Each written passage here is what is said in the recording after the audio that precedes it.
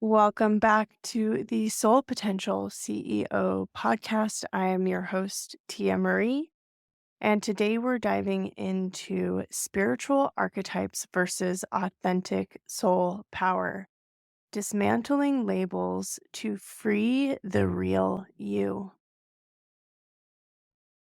So, this conversation is something I have touched on for years inside of my work. And I think it's a really important position to connect into because the way that we label ourselves on our spiritual journey really has an effect on our identity. And archetypes may sound like buzzwords to some people, or they may seem like very trivial labels to try on. But we're going to talk about why understanding the mechanisms of how these identifications work in us actually give us language and context for our inner experience. And then there's comes a time where we have to ask ourselves, are they really truly serving us? So the truth is that archetypes can both guide and limit us.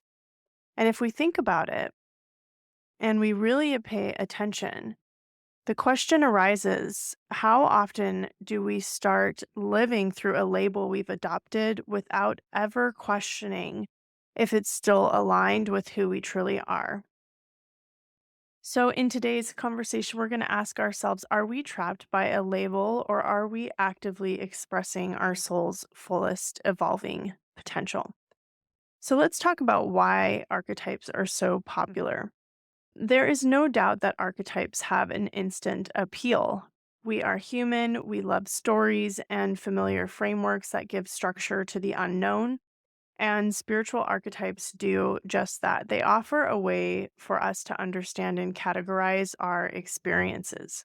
So when we find an archetype like warrior or light worker or empath, even, it's as though a light goes on and we feel like, yes, that's me.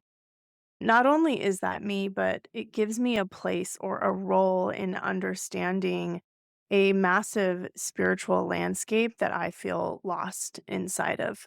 I was just talking about this morning with my boyfriend around how in the beginning of my pivot, I would say from a life where I was not connected to a spiritual definition of myself. I didn't have a practice. I didn't have an identity built around an expression or an understanding of what my internal essence was. I had been immersed in a career for a couple of decades that was very like success driven, very focused, goal oriented. I had accomplished a lot. And then I really felt like I was lost. And I knew that I needed to know more of my true self. And I wanted to pivot out of the way that I had been living into a new career, but not just because I wanted a job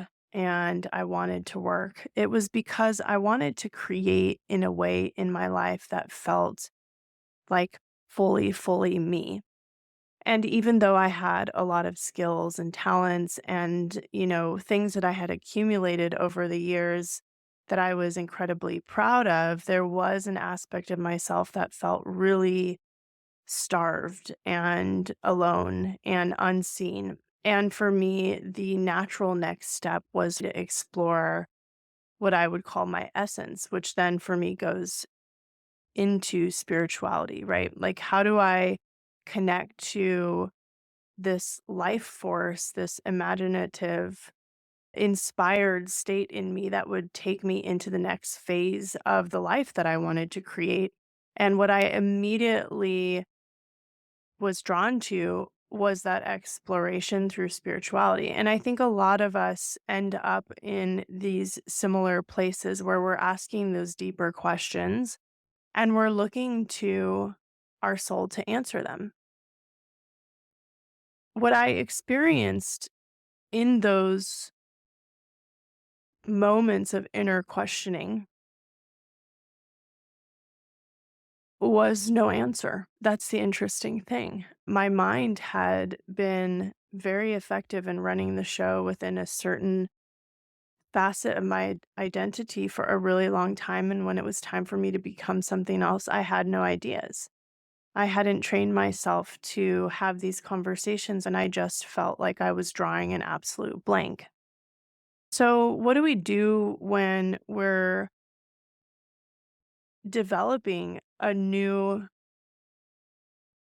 identity, a new way of looking at ourselves? Well, we go out there and we try things on. And so, my experience of this was that I had to identify myself within the context of a spiritual archetype to even know whether or not I was or was not that person. The first one that we typically connect to is that we're healers in some form.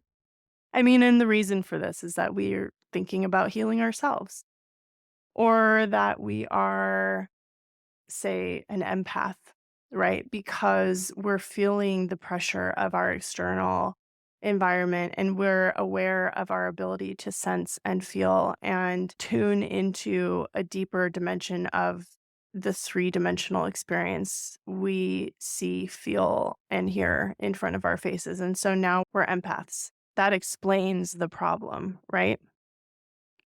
For this reason, archetypes have a very instant appeal. And the labels ground us in a world where our identities can be fluid and complex, and grounding feels good. And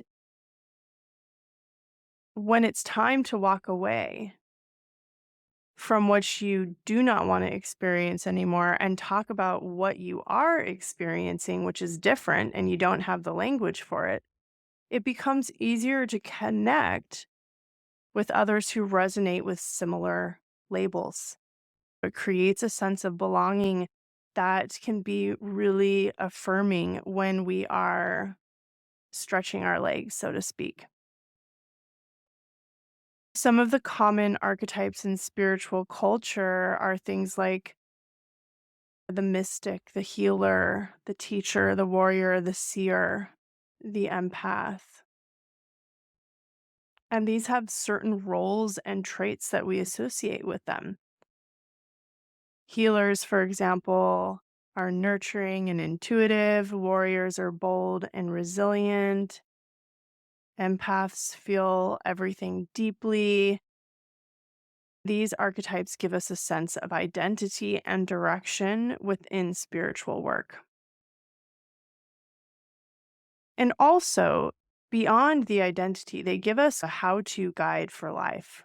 If I identify as a mystic, I might focus more on inward experiences and exploration. If I see myself as a teacher, my focus might be on gathering knowledge and sharing it. And these labels start to shape our paths for better or worse. What's also interesting is that these labels give us something to hold on to, which is comforting, especially when we're just starting out on our journey. They help us find our footing. The moment you decide that you've received the epiphany that you are an empath, you feel like, oh, okay, well, that's why I've always been this way. That label gives you context, understanding, and direction. Most people want that. Who doesn't want that? But here's the thing. While these labels give us a sense of identity, they also come with expectations, both self-imposed and from others. Sometimes we end up trying to fit into the mold of a label that doesn't fully serve us anymore. This is why it's important to be mindful of what it actually means to tune into authentic soul potential or authentic soul power, to be aware of where we're headed next. Let's talk about the shadow side of labels. When labels become limiting, And here's where the appeal of archetypes can turn into a trap. While it's great to find an archetype that resonates, the problem arises when that label starts to define and confine us. Instead of using, say, healer or empath as a tool for self exploration, they become rigid roles that we feel we need to perform. It becomes more about fulfilling an image than actually about authentic self expression.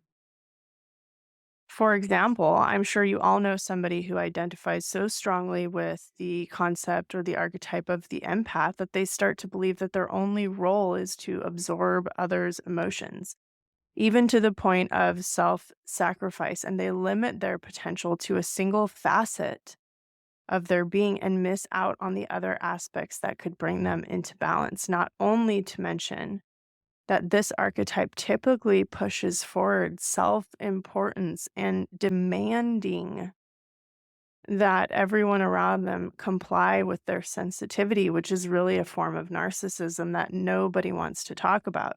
And these things become deeply shrouded in the guise of spiritual exploration and soul alignment, and it is not that way. This misalignment can create real issues in our ability to evolve when we take on labels as unchangeable parts of our identity. They stop being helpful starting points and they start being limitations. Oftentimes, when you are deeply, deeply associated with these labels, you end up spending so much energy acting as the archetype that you lose touch with the parts of yourself that no longer fit into that box or never did. It's like you're auditioning for a role, trying to embody a specific vision of yourself that you've crafted and connected to instead of letting yourself evolve. And you end up repeating old patterns and feeling stuck. Even though the whole point of your spiritual journey was to experience growth, expansion, and freedom. So here's the thing with this. I have been in deep understanding of how soul potential and true guardianship of our evolution at that level is constantly and consistently about limitless expansion, meaning every step we take on the journey is a point of awareness to be used as a catalyst for our next step. If you are unable to see beyond the confines of what you're engaged in, it might work for you in the sense that it feels more stable, but it only feels more stable when you don't have the internal architecture available to support you in the growth of constant expansion. Therefore, what people miss or they don't have access to, which is the unfortunate side effect of what I'm talking about here, is their true potential and genius. So people end up not gaining access to the calling that is deeply churning underneath the surface that wants to be seen, heard, and witnessed.